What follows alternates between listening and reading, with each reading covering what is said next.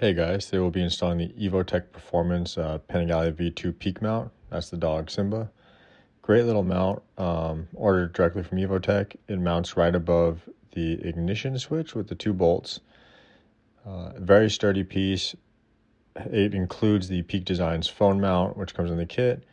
Those are the mounting bolt holes, one piece. And it does have a little bit of swivel, it's adjustable, and all of them use the same hex cap, which is really cool. It seems like a really great design so far.